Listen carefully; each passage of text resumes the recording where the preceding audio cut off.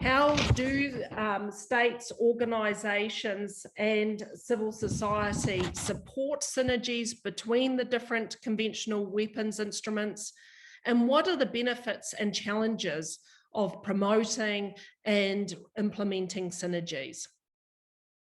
We are going to have 2 rounds of questions, and the first round will focus on achieving synergies and the progress that has been made so far.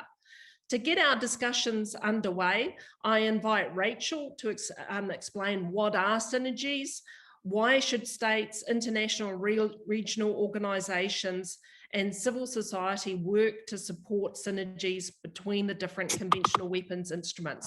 So over to you, Rachel. Thanks, Hinaway, and thanks to Control Arms for hosting this really important event. I think we often talk about synergies, but it's good to sort of remind ourselves what that really means and how we can utilize those synergies to really strengthen these international agreements. So when we talk about synergies, put simply, we're really just talking about the overlap, the parallels, and the alignments of requirements across multiple multilateral arms control interests or instruments. And if we leverage those correctly, they actually reduce the overall burden that these agreements have on states. So the idea is to find where there's common ground and allow states to use their resources and their capacities more effectively.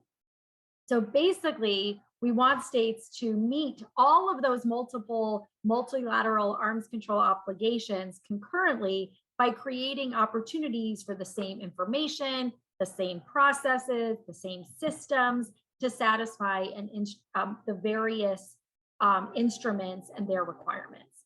This is really important. Those of you who know me know that I really love to talk about reporting, but it's really helpful when we talk about reporting, since reporting on things like arms transfers and control systems often require states to collect and synthesize enormous amounts of information. And that can be from a range of public and even private stakeholders, which takes a lot of time, which is really labor intensive. And so if we can maximize the use and utility of that information, it benefits everyone. It may sound a little bit technical or in the weeds, but it's really important to ensure that all of these arms control and disarmament agreements meet their full potential. While all of these arms control and reporting frameworks are enormously helpful in opening up a small window in what for decades has been an opaque world, a lot of times their contributions have been undercut by limited participation. So if we look at the UN Arms Register or even the ATT, we've seen decreases in reporting, and we want to really utilize the strength of all of these instruments collectively to strengthen our knowledge and insights into the arms trade. What we found in a lot of our research is that states report that their capacity issues really undermine their ability to fully comply with this whole range of issues. And that's really understandable because we've seen a proliferation not only of weapons, but a proliferation of instruments over the last 30 years that the UN and other multilateral institutions have adopted. And those are all very welcome. So I don't want to discourage the creation of instruments and strategies to address the global arms trade. But what we hear from states, and particularly from smaller states with limited resources and limited capacity, that it's really hard to meet all of these obligations. And so you have to pick and choose what instruments you will adhere to. And so having a discussion about the synergies, the overlap, the way in which data that's collected once can be used across multiple instruments is a really helpful conversation. I also think that when we look at these synergies, it actually gives states a stronger understanding of their own national control systems, which makes them more effective in not only implementing these international instruments, but being able to talk about and share experiences and good practice. So we can really look at where synergies can help related to risk assessments, monitoring, verification, enhanced information sharing, and also sustain the salience of these international requirements. And so I'll stop there, but I just want to say that finding and leveraging those synergies is often harder than it sounds and requires not only support from states, but from the full range of stakeholders that are participating in this event as panelists, but also participants. And that might mean identifying synergies, developing them through reform processes, implementing them at a national level. There's basically a role for everyone in this conversation to play. Hey, thanks very much, Rachel. And that was really, thanks for providing such a clear explanation. And I think that was, a really important point you made, that we do have a number of different instruments. And it's really about, with the limited resources that are available to implement and report on these instruments, it's really trying to use what we have and take advantage of these overlaps and interconnections to make the most of the instruments that we have agreed to. So thank you very much for getting us underway. Now, next, I have the pleasure of turning to Sani from ECOWAS. I know, Sani, you've had connection issues, so I hope you're able to connect with us now. Can you hear me, Sani?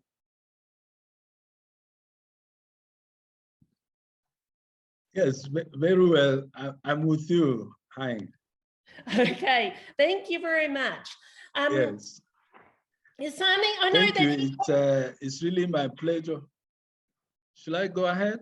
Yeah, go ahead, please, Sani. And I know you're going to talk about the work of ECOWAS on synergy. So thanks very much.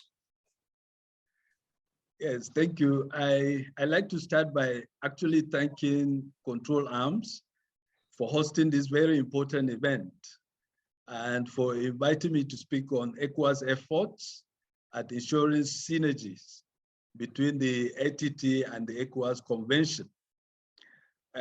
Your initial questions relating to what ECOWAS has done over this time to support synergies and the progress so far. I think there's no gainsaying that the ECOWAS region, since the period of the negotiations of the ATT in 2012 and 2013, the ECOWAS member states put forward a common position as a bloc, and the member states network with other global actors to be able to secure during the negotiations the adoption of small arms and light weapons as a category for the ATT.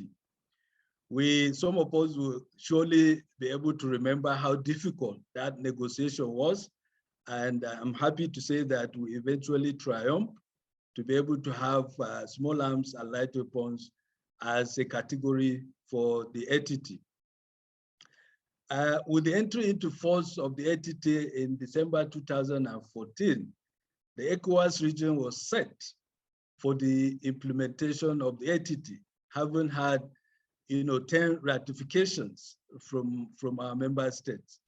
And since then, we have progressed in terms of getting additional ratifications, and all the member states except one of the 15 member states that we have, only one member state is yet to be a state party to the ATT.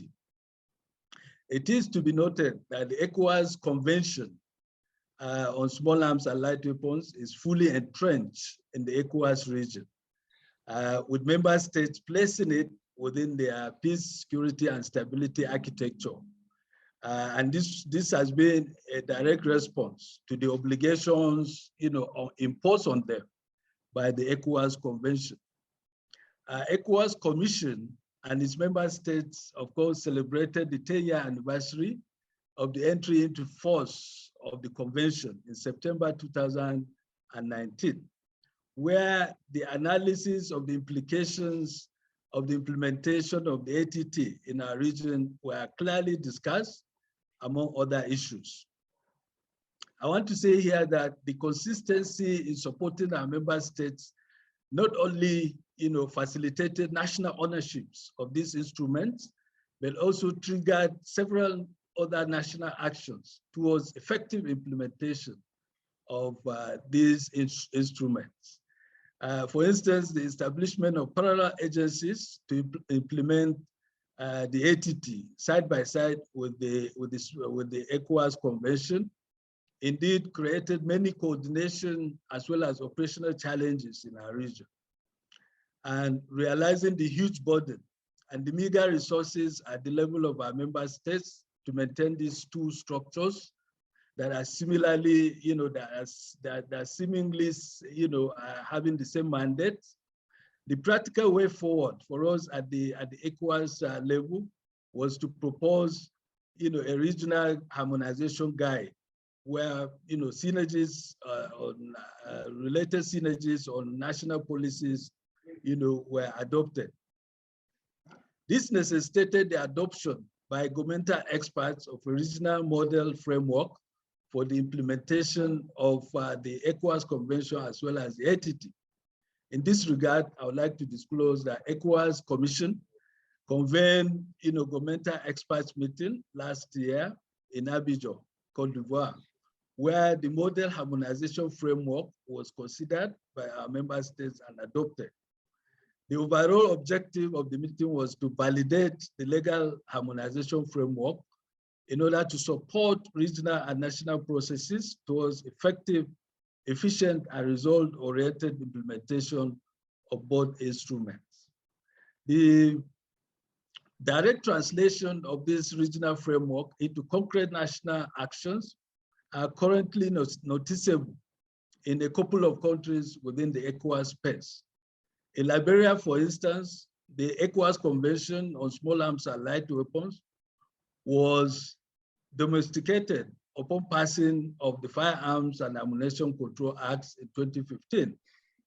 The country also, as a state party to the ATT, subjected its act through amendment processes, and now the current law before the national legislature is at its final stage.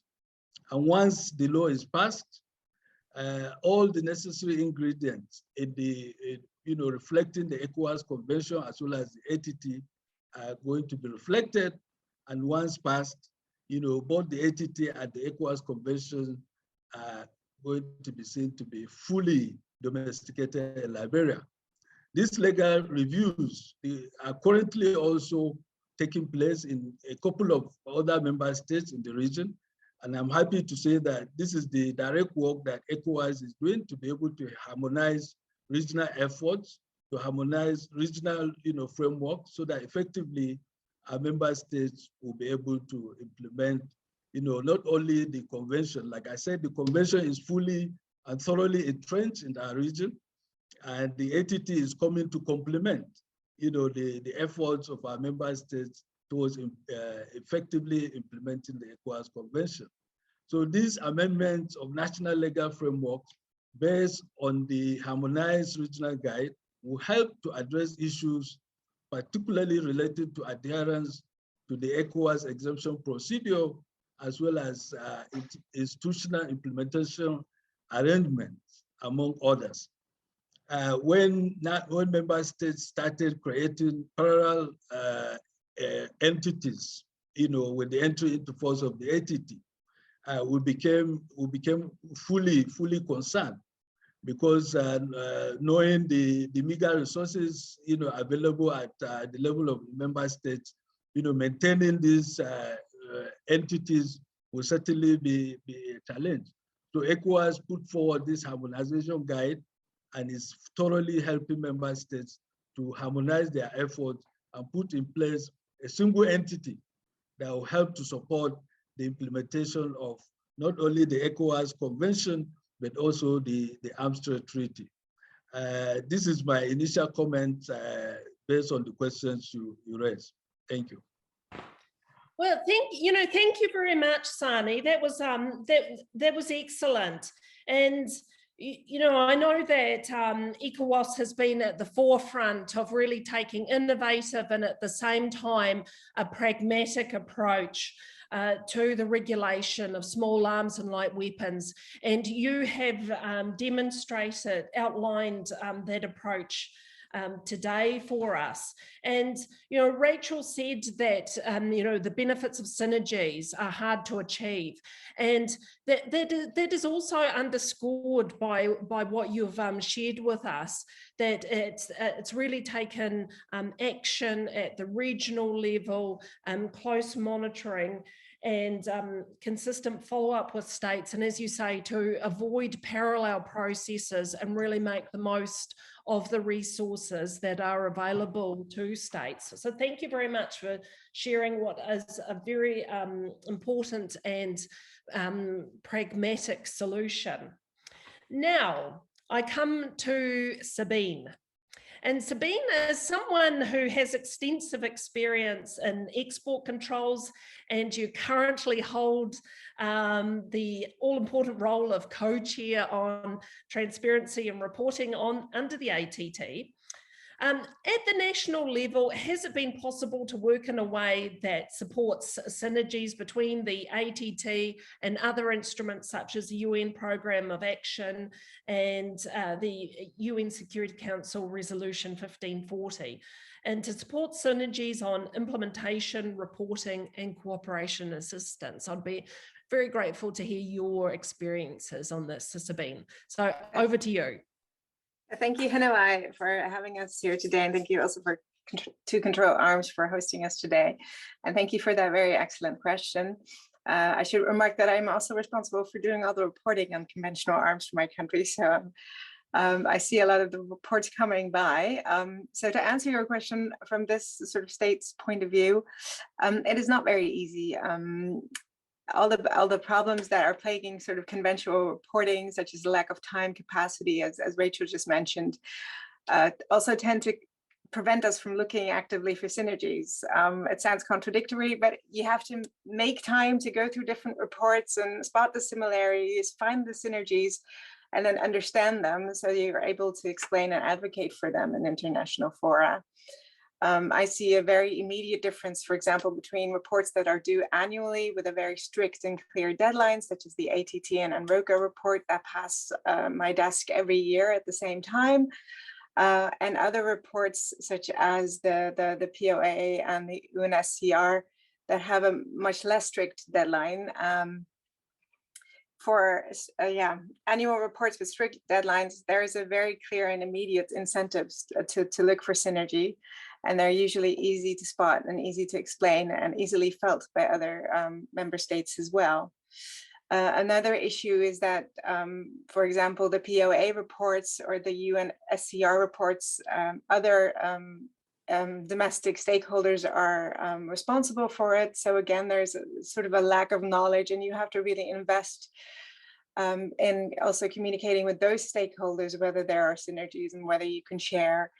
And a lot of the time, also in sort of domestic governing structures, everybody has their own little world and they want to stay in it, and they don't want to necessarily explain how the report works and how we can alleviate tasks.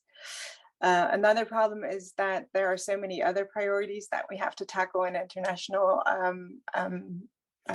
conversations, such as getting states to report, getting states that don't have the capacity to report, getting them the right help and the capacity, that they tend to crowd out this very important, but sometimes a little bit technical topic. Having said that, given those times constraints, once we've identified synergies and are able to explain them, and we very much so benefit from the work of researchers and think tanks on this matter, once we're able to see them and explain them, it's very easy to advocate for them. So my country, for example, has been very active in advocating the synergies between ATT reporting and UNROCA reporting. And we also see the benefit of POA reporting and ATT reporting, looking for synergies there.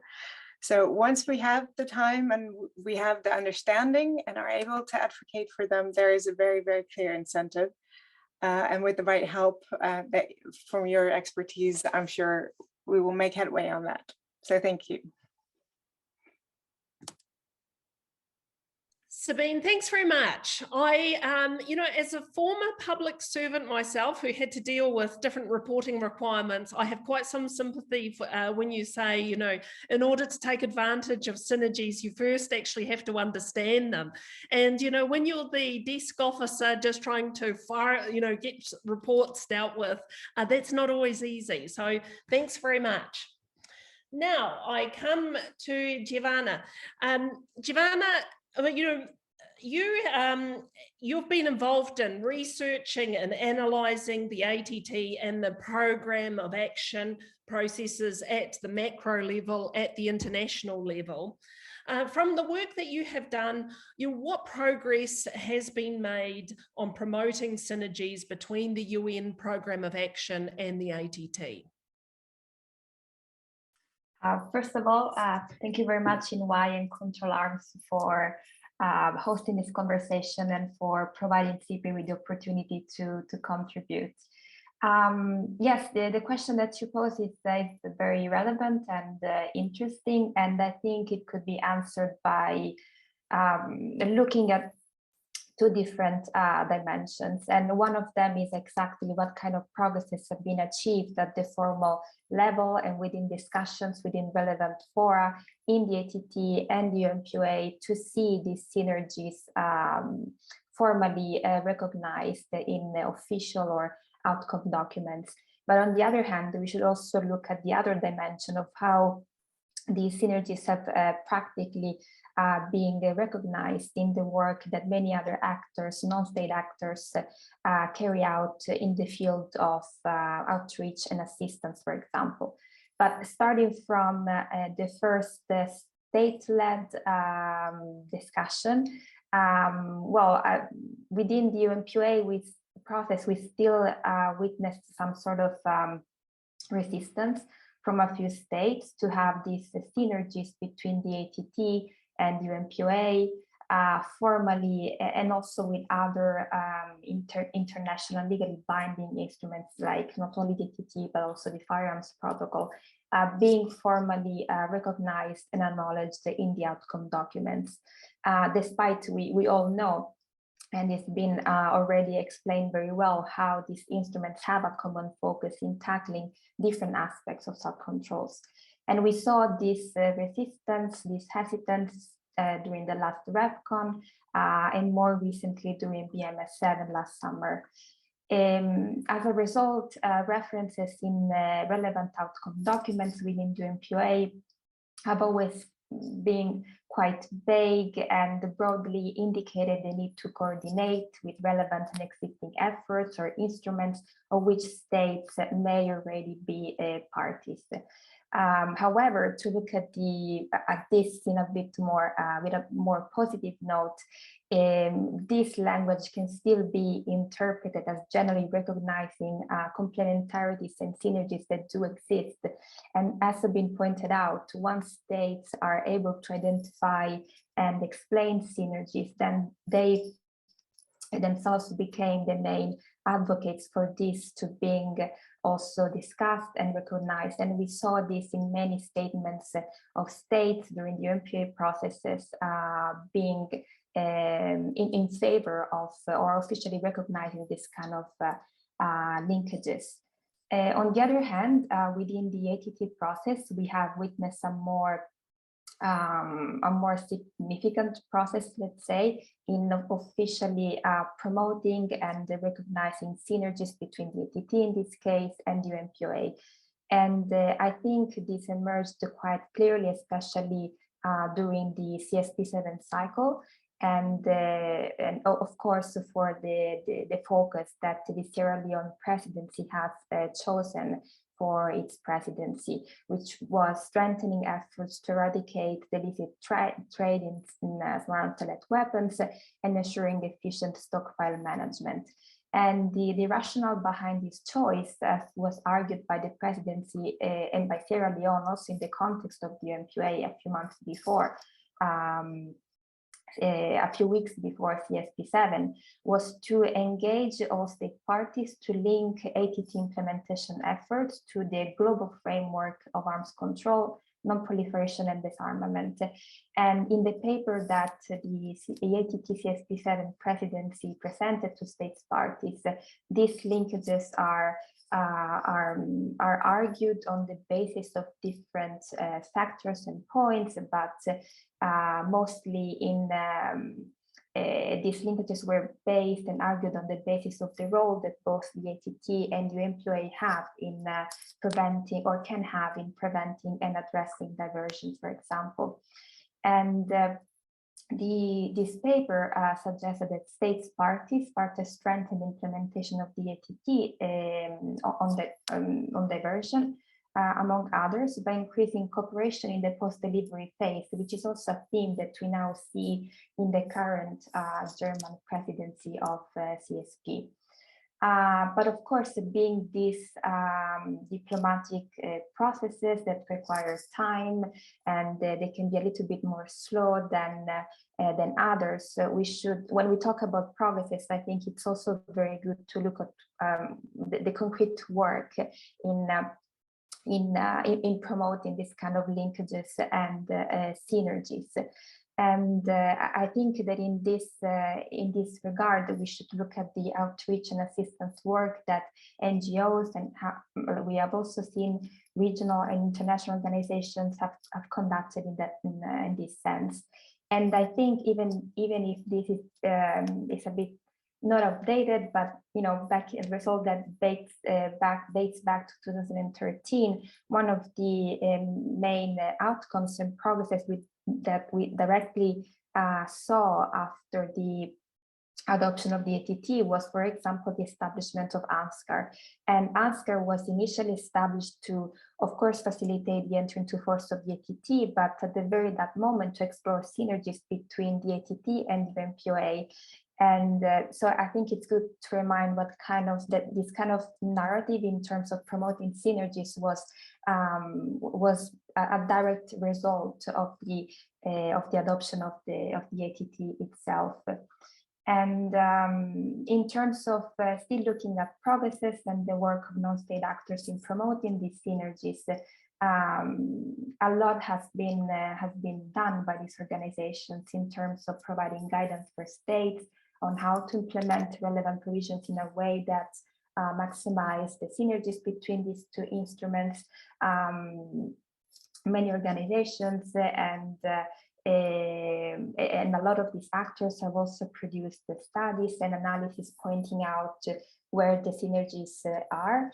And not least, many of the organizations that are involved in this kind of work have also built in this kind of a narrative about the promotion of synergies in their outreach and capacity building work, including awareness raising activities, for example, targeting parliamentarians.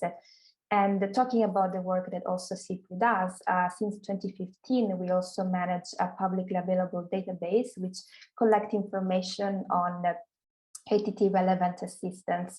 And what is interesting to highlight is that while we have expanded the geographical focus of the platform, we have also progressively expanded its thematic focus. And we have progressively included also activities which were more oriented towards the promotion and the support of the self-controls, not for in a way to promote explicitly the implementation of the MPOA, but also other relevant instruments. And we have done so with a view to provide a platform where donors, implementers, and other relevant stakeholders can also build synergies and maximize efforts to in their assistance work. So in a nutshell, this is how I've seen progresses on my side, both in terms of how this discussion has been conducted at the states level, but also in more concrete terms, how this has reflected in the work of NGOs, international organizations, regional organizations, or research centers. And Giovanna, thanks very much. And I think you underscore an important point, and that is that synergies are not a new innovation. That this recognition that there would be synergies between different instruments is an idea that's been around for quite some time. But it's still very much a work in progress. And You know, you make a good point about the Sierra Leone's paper that was presented and adopted last year on stockpile management. And that, you know, although the temptation would be to say, no, this issue is being looked after elsewhere, this is not for the ATT, you know, it is an issue that's very much relevant for the ATT, and different processes just have to, you know, due to different memberships and the political realities, different processes just have to be very pragmatic in the way forward. So thanks very much for that. Now, in this, we come back, Rachel got us started, and now we come back to her again. And Rachel, taking a look at a broader range of instruments, from your perspective, you know, what progress has been made on promoting synergies between instruments such as the UN Register of Conventional Arms, the UN Programme of Action, the Firearms Protocol, UN Security Council 1540, and the ATT. Over to you, Rachel. Thanks, Henry. And it's always good to hear from practitioners who are doing this work on a daily basis, because I think sometimes we talk about these issues sort of esoterically and not really sort of at the pragmatic level, what it looks like and feels like, and the realities of trying to navigate all of these different instruments. And I think that we have noted, and our panelists previously have noted, some progress that has been made in identifying some of the synergies and identifying the ways in which reporting obligations are complementary. I think we all know there's significant room for improvement, but I do want to acknowledge that there have been efforts and discussions that have been underway for many years. And I think in one way, we've done an excellent job sort of identifying opportunities for synergy. It doesn't mean they're always implemented, but we have been able to sort of unpack different instruments and identify the ways in which there are overlaps, particularly across UN conventional arms control agreements like the ones that you just mentioned. And I just want to remind folks that in 2018, Stimson, in partnership with UNIDIR, developed the Synthesis Handbook. And I know it's been a long time and people may have forgotten this resource exists, but it really provides a holistic overview of reporting synergies across the various instruments that demonstrate potential areas that can alleviate reporting burdens. And so we included a crosswalk of, if you answer question, I'm making this up, 3C, it also means you could then answer question 7F in this other instrument. And so that crosswalk is really very helpful, and it charts out both the parallels and divergences in reporting requirements, as well as impediments towards progress. Similarly, under the partnership of the CSP3 president, Finland, Stimson created a crosswalk of obligations that fall under UN Security Resolution 1540, which obligates all states to implement measures to mitigate the proliferation of weapons of mass destruction, especially to non-state actors. And the ATT, which, yes, it deals with conventional arms, but there are enormous synergies with regards to scope, to objectives, to reporting, and to implementation mechanisms. Both instruments share synergies in the infrastructure that's required to promote compliance, including designating focal points, regional coordination mechanisms, internal and external information sharing, and record keeping. And there are synergies also between reporting requirements for both instruments, which share elements related to national control lists, export controls, import controls, brokering controls, diversion efforts, risk assessment, and other like topics. And so, as we found in our research, states that complete certain parts of their ATT initial reports can use the same information that they put in their UNSCAR 1540 first report. There are other overlaps which suggest potential efficiency from joint implementation of those agreements, particularly when you're looking at streamlining donor and secretariat level assistance that Giovanna just mentioned that can support compliance and implementation across a variety of instruments, and particularly for small states or less resource states, having an assistance program that maybe is focused on, say, UN Security Council Resolution 1540, but has the added or dual benefit of supporting these other international agreements, makes all of their compliance and all of their implementation stronger. And again, we did a crosswalk of those elements between 1540 and the ATT, which is available from Stimson. And I think this is where we're seeing the most encouraging work with regards to synergies in terms of collaboration between states, multilateral bodies, and civil society. And I think that many organizations, particularly those represented on this call, have really contributed to important research that's laying the strong foundation for this effort, which is really implementing now the synergies. We've identified them, now we have to implement them and support states to implement them. And I think this is where the work will come in the future. We've developed a very strong understanding of synergies available to states parties. We understand how assistance to states can support those synergies.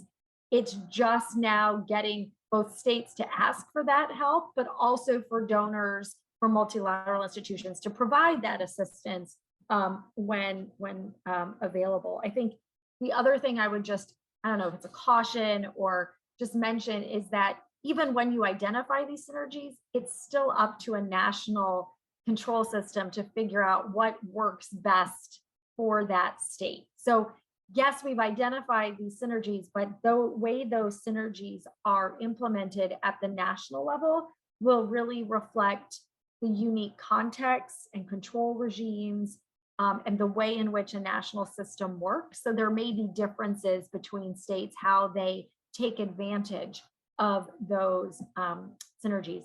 And then just lastly on this point, I think even if we identify the synergies and we streamline our reporting requirements and we educate our political officers who are responsible for this, we still need sort of streamlined, robust national record keeping and internal reporting mechanisms, which sometimes still remain a challenge. So the awareness may be there, the knowledge may be there, but the systems and the processes for collecting that data and working at an interagency level sometimes may be really difficult to achieve both quickly and easily. And so there, we also need to make sure that we're providing whole of government, we're synergizing the government approach as well as the approach with the agreement. So it's not just that Sabine has to be knowledgeable about it, her entire system has to buy in to that process and work with her to make things easier and her more able to take advantage of those synergies. Hey, Rachel, thanks very much. I think that the connection with between the ATT and 1540 is an important one because 1540 has had a strong political push by it, and it's been a sustained one. So connecting with these other forces, I think, is really important.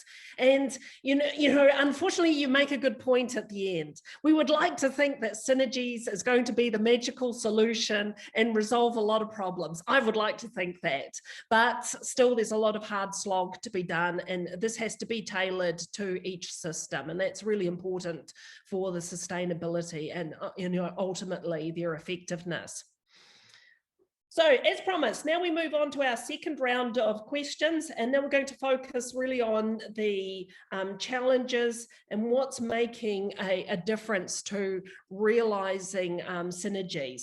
And this time I'm going to begin with Sabine. Sabine, you've talked about the challenges, and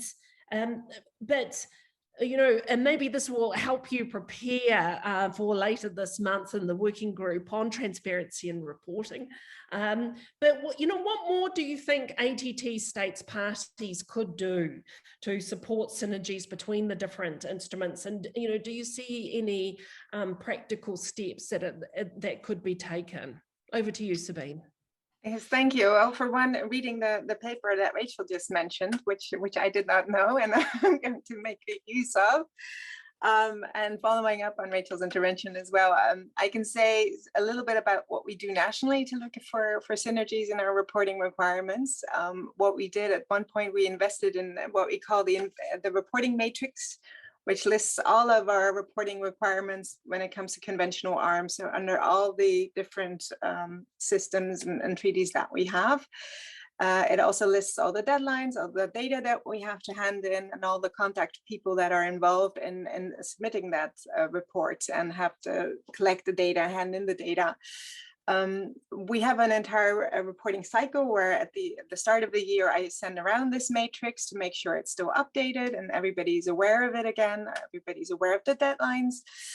And at the end of the reporting cycle, we have a meeting with all the stakeholders from all the different departments that are involved. And we have a sort of a post-reporting season analysis in which one of the questions that we address is are there any synergies that we can come up with? And from this sort of post-season analysis came about that we can combine the ATT and ROCA and OVSE reports into one report, which we've been doing for a few years now. And also last year, we combined our national and our EU reporting into one report. One word of caution, when you have to actually implement the synergy, this takes time as well, because you have to talk to different departments to get them online, because they have to change their methods of collecting data. They have to change their working methods. They have to share their data with other participants, which they might not be used to doing. And you also have to invest in talking to stakeholders about the fact that you're going to change your report. We had to do this for a national report very intensively, talk to NGOs, talk to the parliamentarians, talk to the industry. Why are we making these changes? And why is it also beneficial, or at least doesn't harm them in the future? So again, it takes a little bit of time to actually bring the synergies about. And what we can do more widely, instead of just on a national basis, is also to sort of share these experiences more broadly. I remember we had at ATT, we have these informal gatherings about reporting, and I also showed our reporting matrix, and I talked about the synergies. So that is certainly one very practical way in which we can do that in terms of reporting. Thank you. Thanks very much, Sabine. I can appreciate that at the coalface of putting reports together, there's a lot of work to be done. So thanks very much for sharing those insights. Right, next I move on, go back to Sani. Sani, you said about, all of the work that ECOWAS is doing. And I also, I took good note of your point that there's still one remaining member of ECOWAS who's yet to join the ATT, but I understand that they are making good progress. So on all fronts, ECOWAS is moving forward. But Sani, I would be interested to hear from you, what more could ECOWAS do to support synergies, and what this would require in terms of resourcing for ECOWAS. So over to you, Sani. Yes, thank you, Hai. This is a very important question, knowing that the ECOWAS region is actually one of the vulnerable regions. But for us at the regional level, there are a lot of things that we put in the pipeline towards promoting synergies for these instruments. As you know, we elaborated the five-year strategic planning for the implementation of the convention. And in the five-year plan, we have clear components that are clearly dedicated for the implementation of the key provisions of the ATT. This is a plan 2021-2025. All the key gaps that we identified in terms of member states having parallel entities, implementing the ATT, we based on the harmonization guide. We are promoting the need for member states to harmonize efforts in terms of getting, single entity that is responsible for the implementation of both the ATT and the ECOWAS Convention. This is important for us because it will reduce the burden, particularly the overhead burden that is expected of member states to maintain the two entities, the reporting burden also to drastically reduce in terms of what member states needed to do. So this plan is a consolidation plan that we needed to operationalize. Already, I'll use this opportunity actually to thank the German Federal Foreign Office, particularly for spearheading, other partners that are putting in place resources that will allow ECOWAS Commission to accompany our member states towards, establishing effective control systems in our member states. Like you also know, we needed to do a lot of outreach activities. We have within the framework of the support for our member states outreach activities for the parliamentarians. We need to have more broad engagements with our parliamentarians so that effective engagements will allow for them to consider the relevant laws that needed to be reviewed, for them also to fully domesticate, some of the instruments that we have. Like I told you earlier, Liberia has taken the lead in terms of getting to mainstream not only the ECOWAS Convention, but also the ATT. Other member states are doing the same. So in terms of actually needing or requiring resources, the ECOWAS region would actually fully require the support to be able to accompany our member states to effectively review their national legislations. The review of the national legislations are important to enable them fully domesticate the Arms Trade Treaty, while all of them, except one, like I said earlier, have actually ratified the ATT. Only one actually domesticating the ATT. So we need to see that incrementally, over the coming weeks and months, other member states are also fully domesticated. Because if we don't domesticate, like we have seen in other instruments are ratified, but they are not domesticated. So we are not actually translating the instruments into national laws. And again, we have to maintain and sustain the high-level engagements with our political authorities. The frontline advantage, of course, of ECOWAS Commission is our ability to engage at the very high level.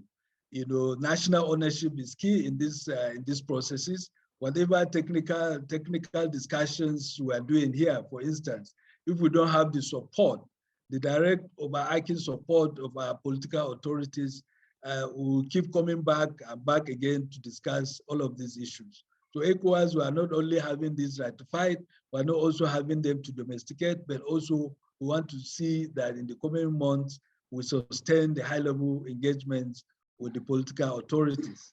So these are some of the critical steps that we are looking forward to undertaking. And the important thing again is the strategic planning process in the 5-year plan that we have, which is being operationalized. We have a couple of other things that we needed to further do to be able to get additional partners, additional donors to support the plan. So this is the most I can say for this question. Thank you.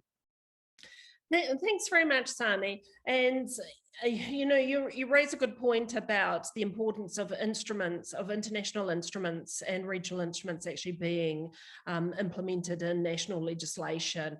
And all too often, international treaties are judged by the number of states parties, but really they should be judged by their implementation at the domestic level. So thanks very much.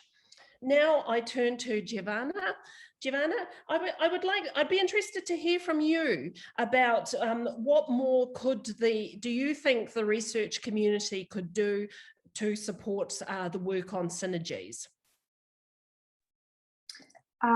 Yes, of course. And I think my question But my answer, sorry, is going to be quite obvious in this regard, and of course, the research community can always do more in order to support the synergies that we are discussing in this context, and also make sure that the relevant discussions among states in all these forums are reinforcing each other. And I think one example that I wanted to use in this regard is related to the findings of the current work that CIPRI is now conducting on apportionment controls. And I was mentioning before, cooperation in the post-delivery phase is something that has been chosen as one of the focus themes of the German presidency of CSP8. But we saw that in a way, this conversation has been initiated already by the CSP7 meeting cycle. And in the context of the ATT, what we have noted is that these discussions have tried to emphasize that apportionment controls work best if these controls are framed as an effective and cooperative partnership between exporting and importing states. And this control should basically provide a basis for enhance and improve controls and prevent, in order to prevent the diversion of throughout the whole life cycle of military material. And on the other hand, we also saw that a similar narrative is emerging also in the context of the UNPOA, and we saw this in the outcome document of the BMS7, where the language in the document refers to bilateral agreements that should be the basis of post-shipment verifications. Therefore, if both approaches are discussed in this way in both of these forums, then we saw a clear overlap between the ATT and UNPOA processes, but at the same time, where you see an overlap, there could also be opportunities for synergies and to build additional links. And the challenge, of course, is to avoid the duplication of these discussions and make sure, for example, that the same officials and organizations are involved in the same discussions, so that these processes end up reinforcing each other rather than overlapping each other. So all of this to say that the role of research in this field could exactly be, and this resonates also with what Rachel was saying before, identifying emerging patterns or elements of synergies and exploring whether these are relevant and how this could be efficiently managed and carried forward by states. So that would be my take in terms of how research could support these processes. Giovanna, thanks very much. I really like your message about this avoiding overlap between different forums, and it's really about reinforcement. And I do appreciate that research organisations have led the way in identifying where synergies can happen, and that I very much hope that this work will continue to happen. So thanks to you. Now we move to Rachel, and we had a question about the link between the ATT and what I assume the person here is talking about international criminal liability. And I think Rachel has actually already touched on this, and that is in talking about the issues of reporting and transparency. the issue of transparency really can't be emphasised enough under the ATT. It helps us to understand how states are making export decisions, where arms are being transferred to, who is exporting and who is importing. And it's through this transparency that we have a better understanding of the flows of arms to conflict situations and to situations where international humanitarian law and human rights law is being violated. So this is really the connection that I see between the ATT and this issue of criminal liability, and that's very much underscored by Rachel's points on why transparency is so very important and why we need to support it through this work on synergies. But Rachel, I want to come to you and ask, has the work on synergies and the benefits of using time and resources more efficiently actually led to better outcomes in terms of transparency and reporting compliance? And is there something more that international and regional organisations could be doing to support this work? Over to you, Rachel. Thanks. I think that's a really good question in a way, because I think we can spend hours talking about the synergies and the opportunities that they present. But the reality is it's only sort of in that frame until we see how it's actually implemented. And I think we're still in the early stages of testing out that premise as to whether we are alleviating the burden of multiple multilateral agreements and their obligations. I think, the most obvious one we can point to in terms of impact is seeing if states use their UN ROCA report to the ATT as is permitted. And we've seen evidence of states doing that. And so we can, mark, when you look at the public report, there may be some that are private as well that we don't know, but when you look at the public reports, you can see, did a state actually submit the exact same report? So those are very sort of tangible and very practical ways that we can see this impact. But it's harder in terms of how are states improving, utilizing these synergies within their own national systems. And I think that's where we have a hard time providing comment or analysis on the mounting procedural reporting and implementation mechanisms that states employ within their own systems.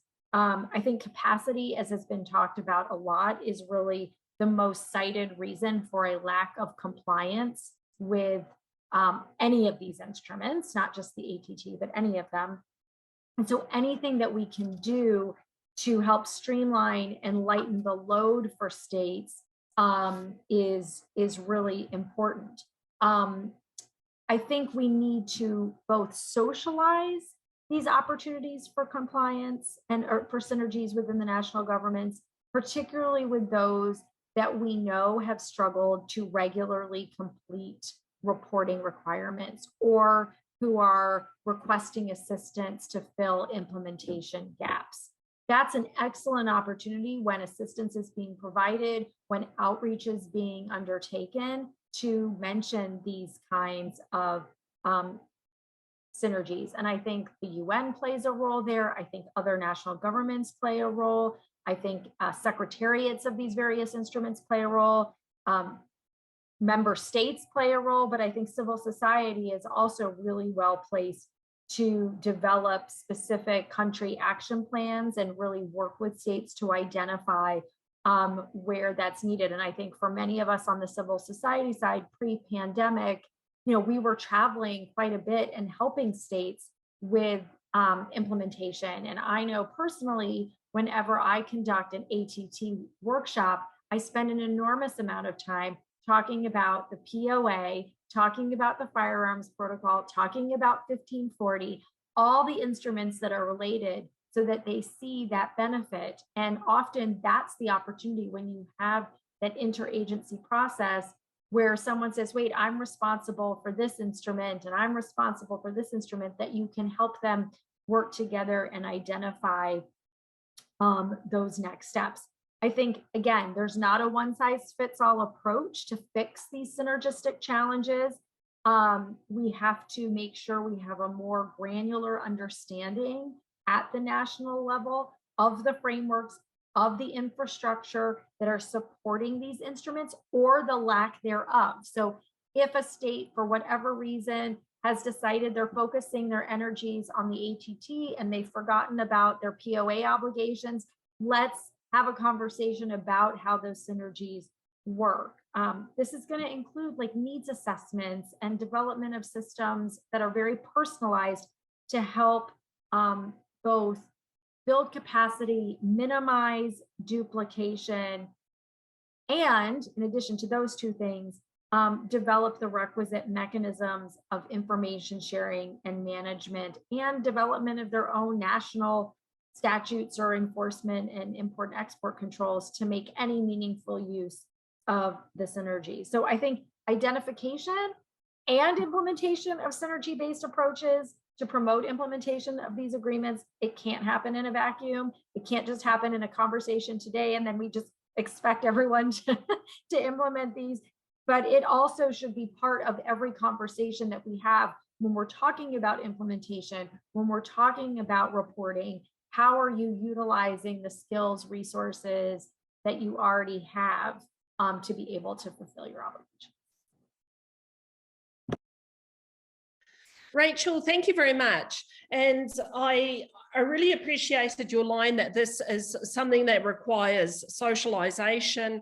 And, you know, I take away the message that this is a long-term work, and there is clearly much to be done. Right. I promised that I know that this is a very hectic and busy time in the disarmament and arms control agenda. So, and I promised that we would be very careful with our time. So we're now at the final wrap-up stage, and I want to give each of our experts one last opportunity to speak and to say what would be their final message to us all and to the ATT community on synergies. So let's get underway for this final round with Sani. Sani, over to you. Do you have a final message on synergies to the ATT community?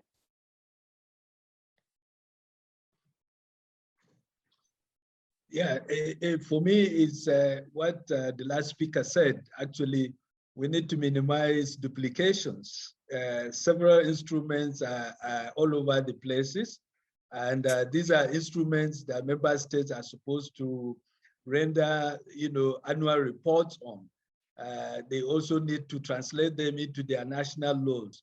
They also need to actually practically implement all the instruments. So we need as much as possible to minimize, the likely duplications where possible. We need also to deploy resources effectively and efficiently.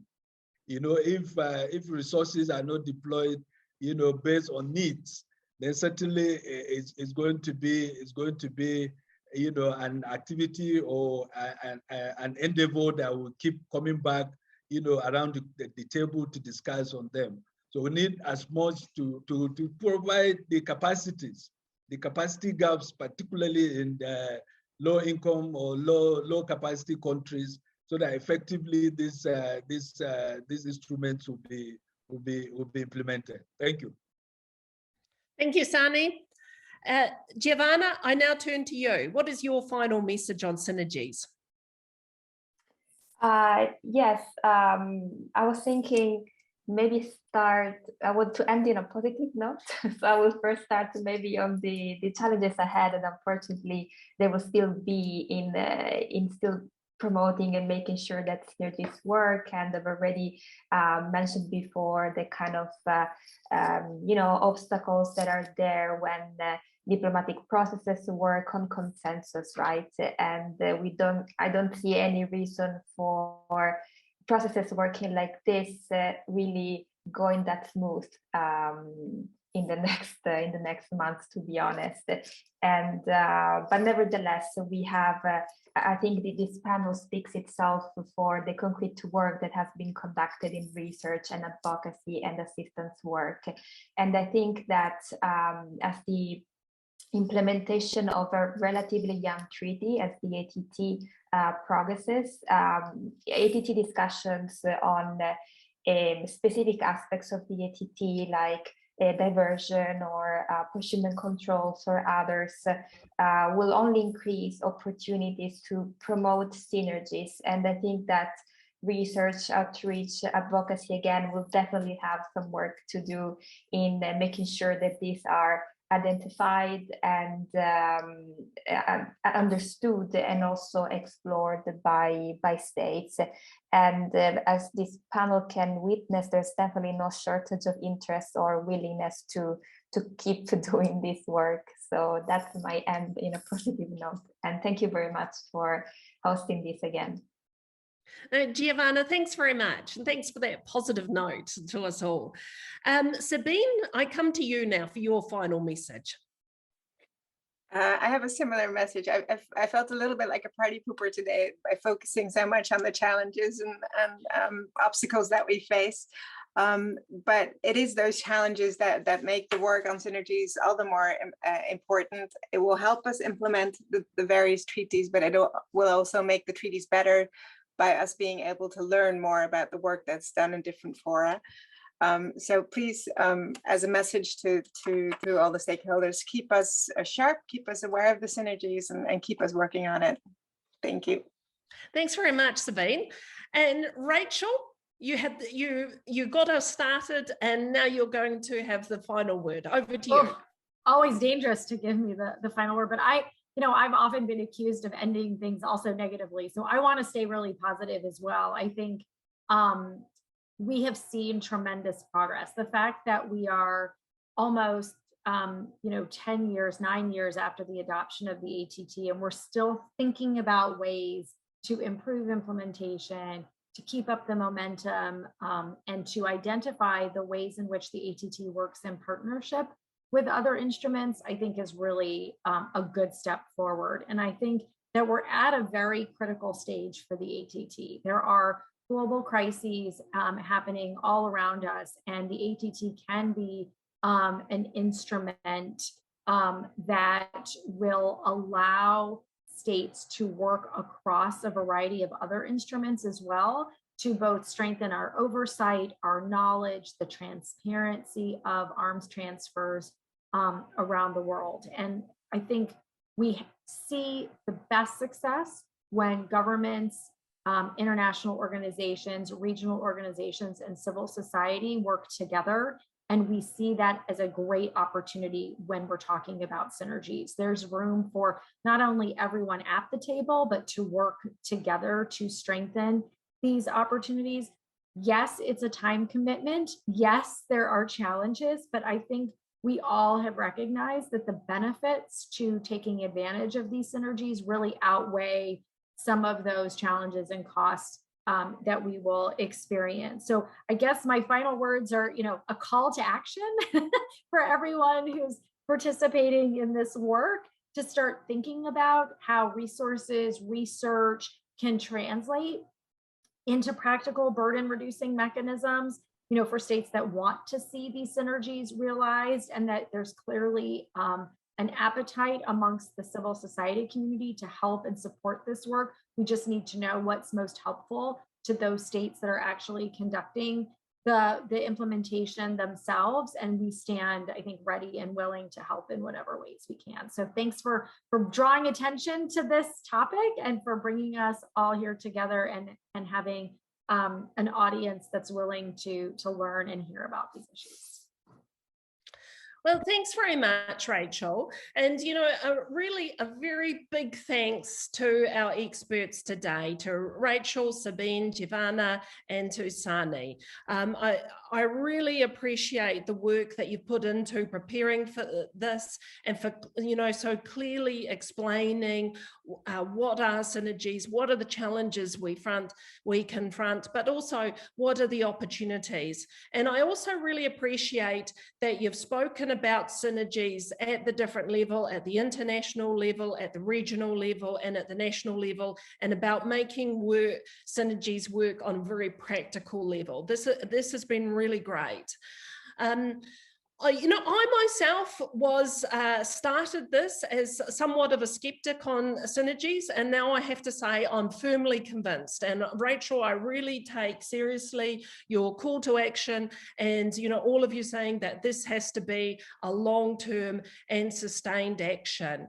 And Sani, you know, you have really emphasized the importance of avoiding duplication and making the most of the resources that we have available to us. And, you know, unfortunately, and somebody's spoken about, referred to this in the chat function, it is foreseeable that with what has happened, the crisis in Ukraine, it means that there's only going to be further pressure on cooperation and assistance. And states are states are distracted. So we have to use what we have to really make the most of these instruments. And I also know that we can always do much better. We've had a request to have our discussions in French, and this is certainly something from the control arms that we have to do much better on. So thank you very much to everybody, and especially thanks to our audience for joining us today at what really is, I know, a busy moment in the schedule.